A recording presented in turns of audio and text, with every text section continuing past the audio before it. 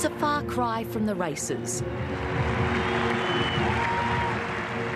But here, everyone felt like a winner. I'm really moved. I think that he's true and loving.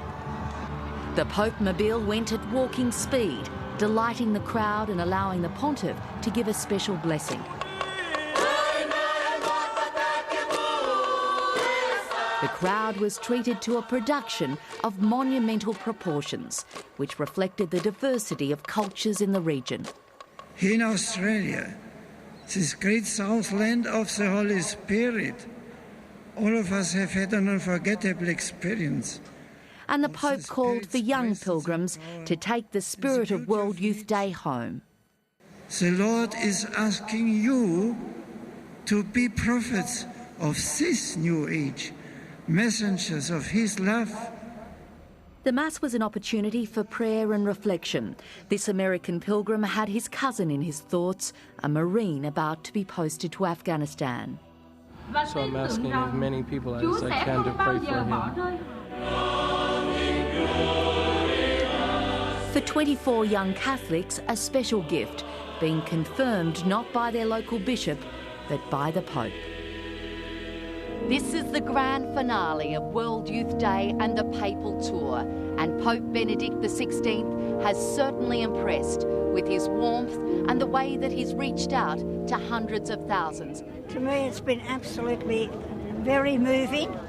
Oh, it's pretty special being like, near him as well. You don't know whether to laugh or cry. As the Pope said goodbye to Sydney, attention turned to the next big gathering. World Youth Day 2011 will take place in Madrid, Spain. At 81, this could well be the Pope's only visit to Australia, and the faithful embraced every opportunity to get close to him. Philippa MacDonald, ABC News, Sydney. Let there be candlelight. With a sea of sparkles before him, Pope Benedict again took the stage.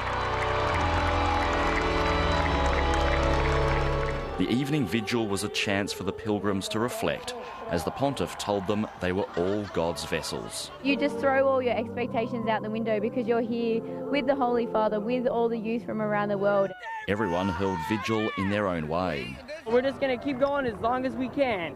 And while some continued their silent thoughts after the vigil, for others it was the start of the celebrations. The mood was like a large international music festival without the alcohol. We've been dancing up and down the aisles for a little while and getting to meet everybody. So for I had 213 hugs. I needed over 400. And young love was everywhere.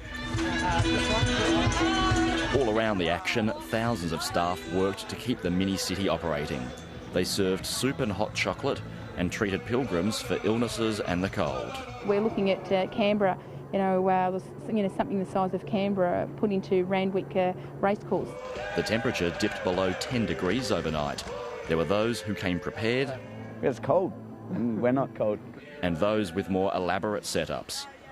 Well, we're from the Highlands, so we know how cold it can be. But most had only a sleeping bag between them and the stars. It wasn't until the early hours of the morning that the singing and dancing finally stopped and things began to get a little bit quieter. With a long walk behind them and a big day ahead of them, the pilgrims obviously decided they needed at least a little bit of sleep. It wasn't much of a rest though, with the crowd starting to rise at dawn. There were long queues in the usual places, and there were frustrations as the water dried up. Still, they seemed to be happy, if not weary, campers. Michael Turtle, ABC News, Sydney. With official World Youth Day proceedings over, some pilgrims were on the first flight out. We're heading to the airport. Got a flight to catch. I have about 24 hours of flight. Others were in less of a rush, but in need of some rest. Go home and Rest. sleep. A long walk to Central Station and then go home and try and watch it on TV again. Yeah, I'm not ready to go home. Food was a priority for many. Just going to a cafe, having breakfast. Have some food. There was plenty of entertainment to help the pilgrims on their way.